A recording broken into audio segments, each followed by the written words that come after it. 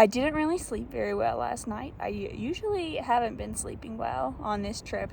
That's not usually a thing with me going backpacking, but maybe it's the elevation, maybe it's just the, I don't know, worrying about when I'm going to get out of here. And now I am about to hike up Pinchot Pass. It was only 4 miles from the campsite. I think I might be like 2 miles in so far.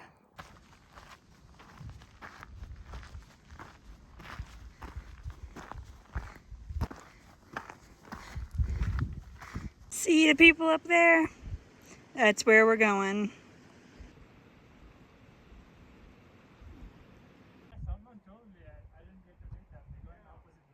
That was a pretty tough pass. It wasn't as bad as Mather with all the big rocks to walk over, but that was quite a climb, especially not sleeping well.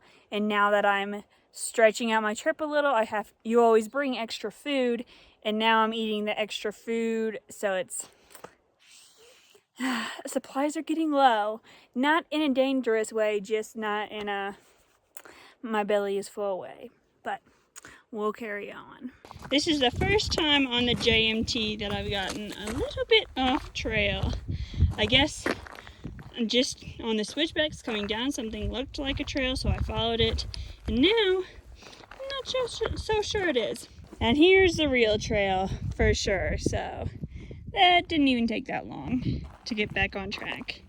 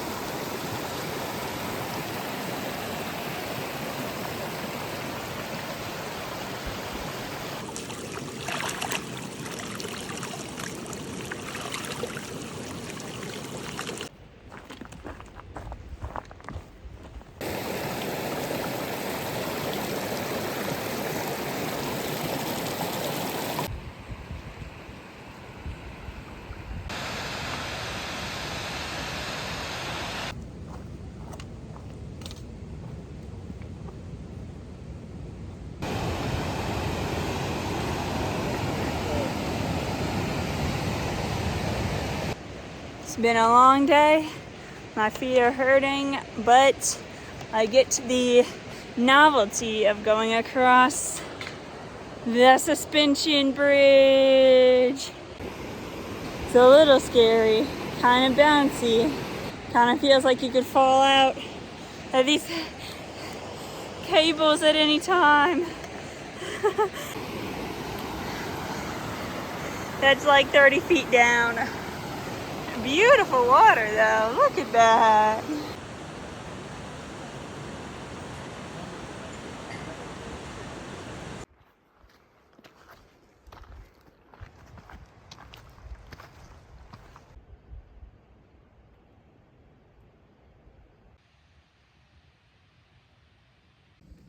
Another everyday miracle happened.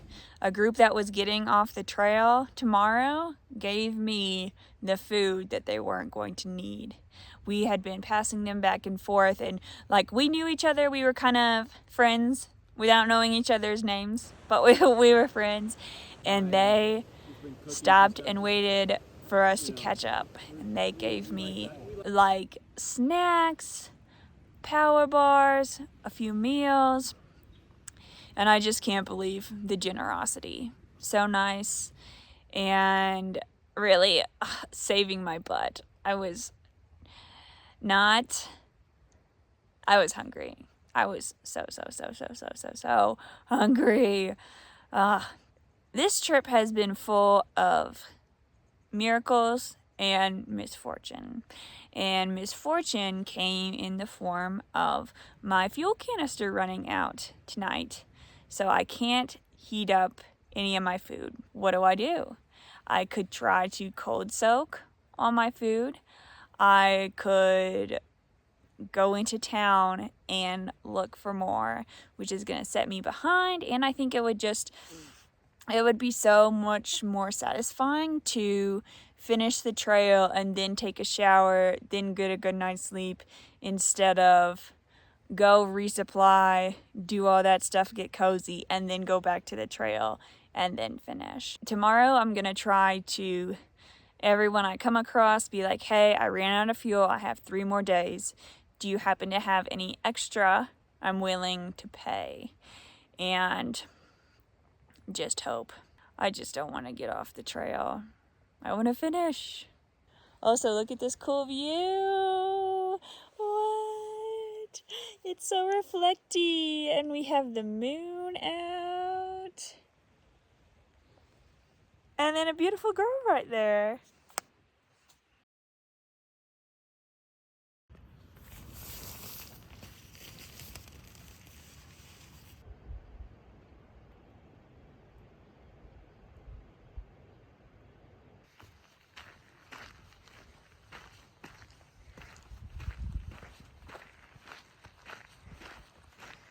Day 15. I have 4 more days on trail, 3 more full days because the last one is summiting Mount Whitney and leaving. And it's the last day of my 20s because my birthday is tomorrow. The 20s were a darn good decade. They also had their struggles, that's for sure, but very thankful to have lived this long and enjoyed a lot of opportunities. I did a lot of work myself setting up those opportunities, but luck has a part in it too. And, oh my gosh, best news ever. The first group I came across today that I thought of, I said, hey, by the way, I ran out of fuel last night. Do you all happen to have any extra that, you know, we can bargain for? And they said, oh yeah, actually we have more than enough. And they gave me a fuel canister for free. Oh my gosh, hooray. I am so lucky. I am so darn lucky. And people are so nice. That's more than my luck. It's just the kindness and generosity of other people. Especially out here where we really have to look after one another.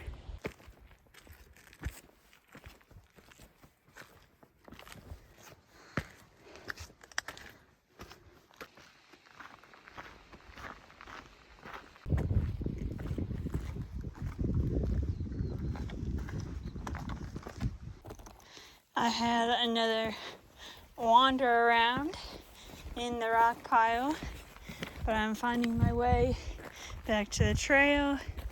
But if you see a person in black with a little bit of orange on, that must be the trail. And that looks brutal. And my darn trekking pole has been doing this since day 1. It's hard to do with one hand, where it'll just shrink down. It won't hold where it's supposed to. Really annoying.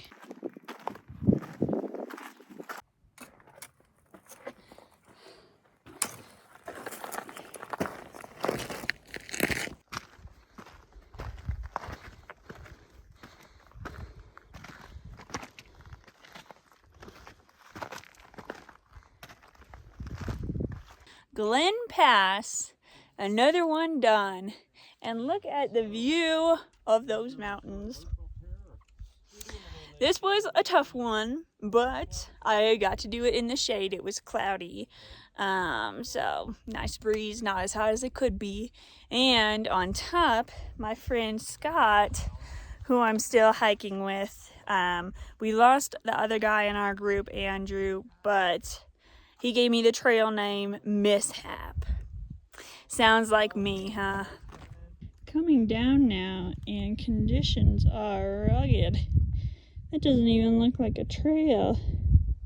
Now it's raining and hailing. As soon as that started, it was over. It came on quick, and it was so cold. It was even hailing. I had to not use my poles and tuck my hands underneath myself as I was kind of hunched over walking down the trail. Remember that time it rained from like noon to 6 every day for 5 days straight? Well, people have said that's really rare for this area. Usually it's something like this where it's a little rainstorm and then the sun comes back out. But I am drenched now. It feels like somebody poured a water bottle down between my back and my backpack.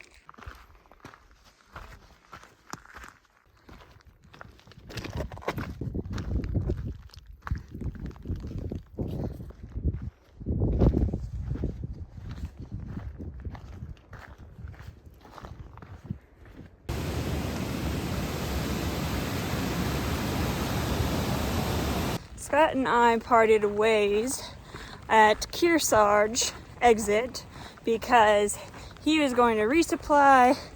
I am going to finish the trail. Since then, I've climbed down into the valley, climbed back up the valley, and now it's raining on and off, which is pretty annoying.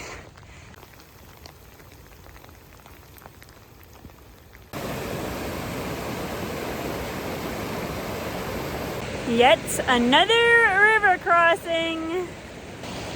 Whew. Whew. The creek crossing went okay. I didn't fall in. But now, because I had to take my shoes off, I'm very aware of all the chafing and blisters on my feet. And it hurts so bad to walk. I'm going so slow.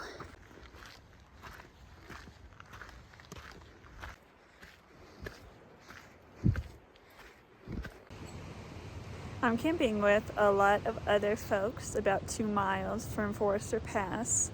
It's gonna be pretty tough tomorrow, but I'm also looking forward to the fact that it's my birthday. I got 25 miles left to the end of the trail. You believe that? And just like that, I'm 30 years old. I feel so different already. Do I look different? To celebrate, I let myself have a nice breakfast and fancy coffee that the people that were getting off the trail early had given me.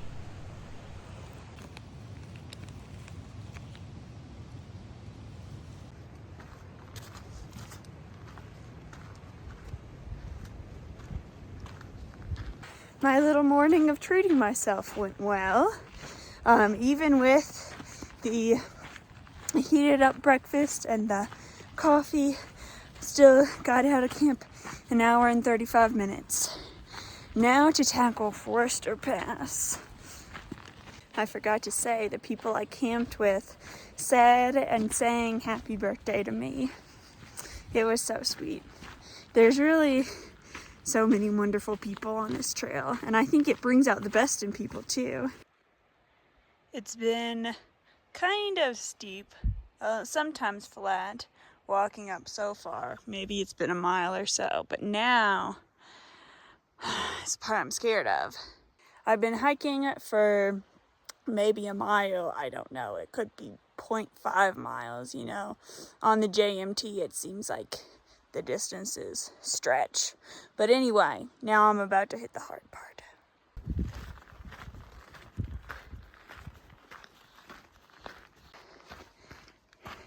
That snow all the way up here in August.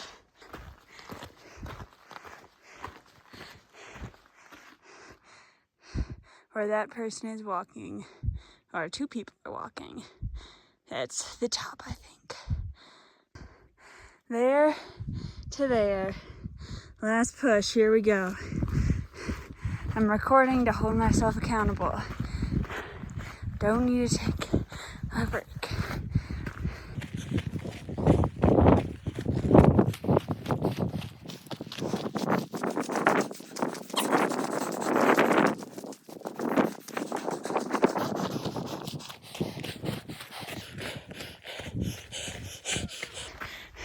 Do you mind being in a video? Okay, cool.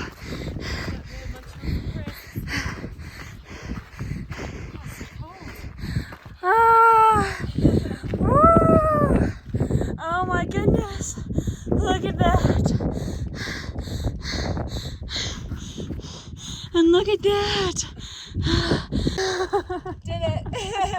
That was a climb. Wow. I made it. Just like I made it to 30 years old. It was hard, but you just keep going. You just keep going, and then you can look back into the clouds. This is such a cool feeling to have this accomplishment, the second biggest pass on the JMT, accomplished at 9:30 on my birthday. I'm so grateful for the last 30 years. Looking forward to what's to come, even though I can't see it right now. And it's a metaphor for the other side of the pass because it's really cloudy and I can't see it. Literally.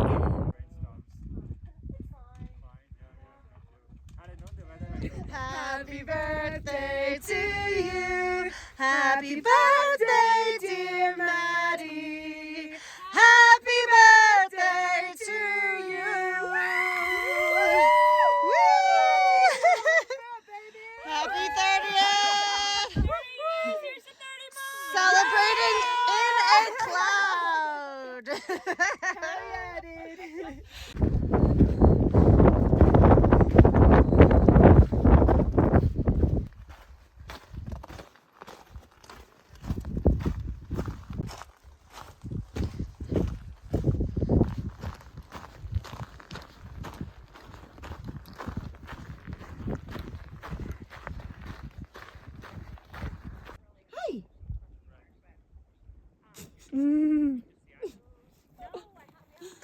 So funny.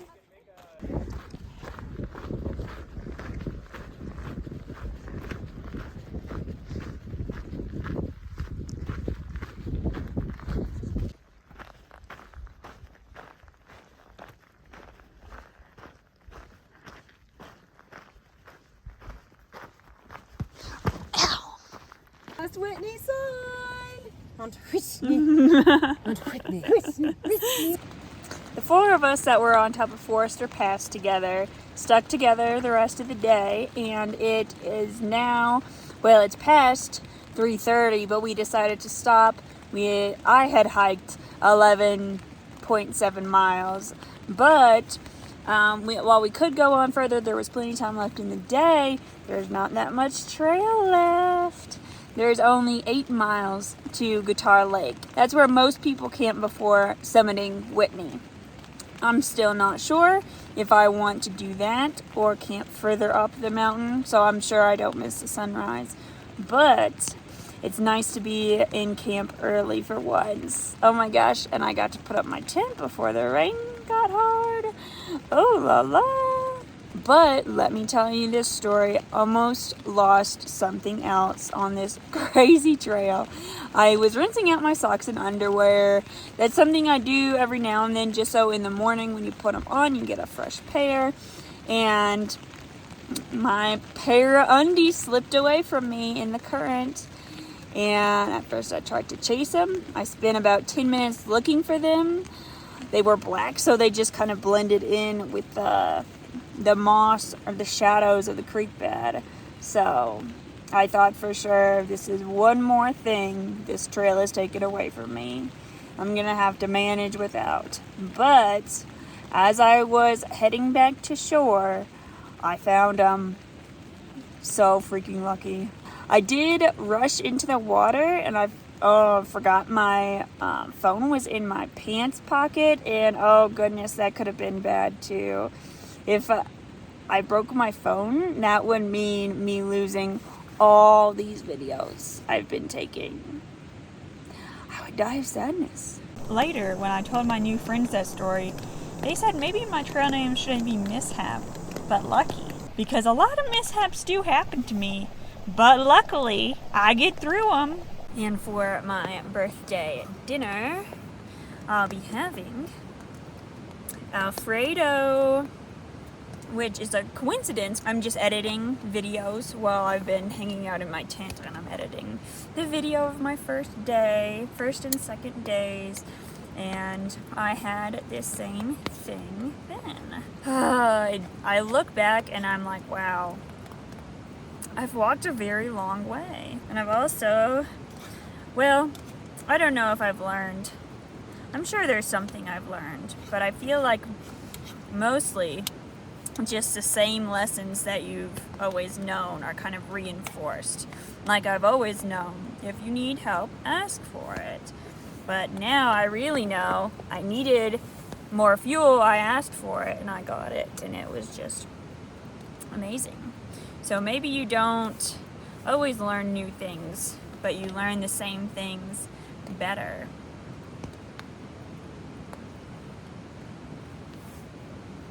It's undercooked or overcooked, kind of mushy, but I don't care because it tastes so good and it's warm.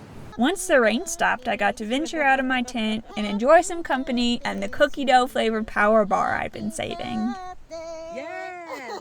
As the day comes to an end, I just have to say, what a darn good birthday. I think a lot of people moving into their 30th year, that's a milestone in your life. You're not a kid anymore by any stretch of the imagination.